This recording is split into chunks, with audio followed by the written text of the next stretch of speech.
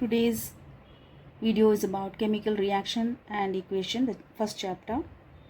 So first we'll be seeing about what is a chemical reaction. So it is a chemical change in which matter changes into a new substance. For example, iron, when it is mixed with sulfur or heated with sulfur, it changes to iron sulfide. So a new substance is formed. So that is the definition for chemical reaction. Next we'll go for what is a chemical equation. A chemical equation is you can say a symbolic representation of a chemical reaction. So it is a shorthand form representing the result of a chemical change. So what are they? So if the definition has been asked what is chemical equation, this first point is enough. So we'll see what are the things a chemical equation has. It has two parts, reactants and products. So what are the reactants? The substance which take part in a chemical reaction. So this one, iron and sulfur. So the left hand side is a reactant and the right hand side is a product. So what is a product now? The substance which are formed as a result of the chemical reaction you called as a product. So this is a product here. One more example is given, zinc plus sulfuric acid. So this is a reactant side, left hand side, and the right hand side indicates a product. So new substance, zinc sulfate and hydrogen gas. So these are the products.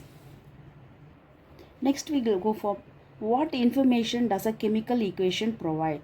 So a chemical equation tells about the chemical nature of the reactants and products, the direction of the reaction, that is if this is a substance mercury oxide, so here it shows the direction.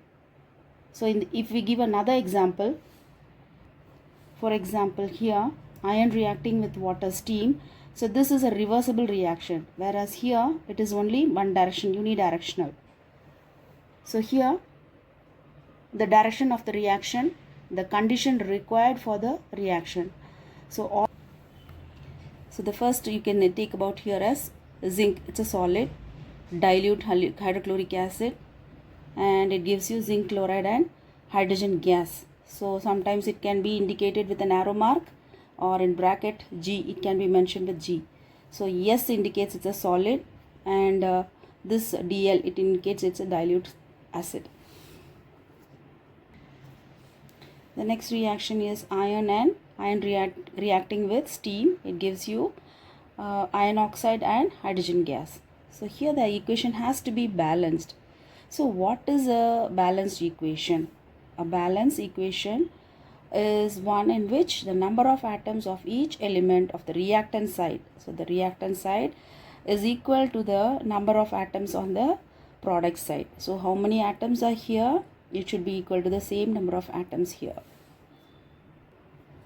For example, zinc reacting with sulfuric acid, it gives you zinc sulfate and hydrogen. So here zinc is, if nothing is mentioned, it indicates it is 1. Hydrogen, it is 2. Sulfur, it is 1. So the sulfate ion you have to take like this. Oxygen, it is 4. So similarly here zinc, here 1. So 1 and 1, it is balanced, it is equal. Now sulfate is here 1. Then here oxygen is 4. Then hydrogen is 2. So here also hydrogen 2, oxygen 4. So totally the equation is balanced. The next one is, why should an equation be balanced? An equation must be balanced to comply with law of conservation of matter. So what is that law of conservation of matter? It in a chemical reaction, matter is generally neither created nor destroyed. So generally types of chemical reaction. So you have combination reaction. So what is combination? Combination means combining something. Two or more substances react to form a new compound.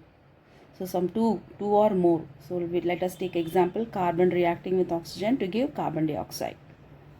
Then calcium oxide reacting with water to give slaked lime.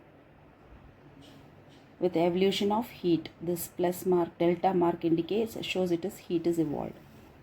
Then hydrogen reacting with oxygen to give water. Next is decomposition reaction. So it is a totally opposite of combination reaction. So a chemical compound decomposes or breaks up into two or more substances. So this a single compound you are taking and it breaks out into two or more. Here combination is two or more combined to form a single one. Here single one breaks down into two or more substance. So in this decomposition reaction you have three types. Thermal decomposition. So what is thermal decomposition? On supplying heat, a substance decomposes into two substances. For example, calcium carbonate, on heating it decomposes to calcium oxide and carbon dioxide. The next one is electrolytic decomposition. So electrolytic, on supplying electric current. So it is electrolysis of water. So water is taken and it, on passing current, it decomposes to hydrogen and oxygen. This upper arrow mark indicates it's a gaseous product. The third one is photolytic decomposition. So photolytic, photo means light. So in the presence of sunlight. So silver chloride and silver bromide, they decompose in the presence of sunlight, or that substance is kept where sunlight falls, it decomposes to silver and chlorine gas, it is evolved. The next one is displacement reaction.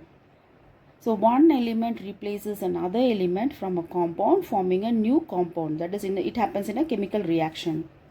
For example, copper sulfate solution is taken. So in that, if you put an iron nail, so just on keeping for a few minutes, like you can see that the color, blue color, copper sulfate solution totally means new substance will be formed. Iron sulfate will be formed, displacing copper. So this iron sulfate will be somewhat greenish in color, pale green in color. Another example is zinc. Zinc also reacts with copper sulfate and displaces copper to form zinc sulfate and copper here. So next one is double displacement reaction. In a chemical reaction, when two substances exchange their radicals and form new substance. So what are the radicals? So here sulfate, here chloride. So they exchange the radicals. Sodium sulfate and this is barium chloride. So here what happened? This chloride part combines with the sodium part and forms sodium chloride here, and this barium part combines with sulfate to form barium sulfate. Now what are the conditions affecting a chemical reaction? A chemical reaction is affected due to supply of heat, presence of light and electricity. So what are the indications accompany in a chemical reaction? So like, how do you know that a chemical reaction is going on? So a chemical reaction is generally accompanied by change in the color, evolution of gas, evolution of heat and evolution of light.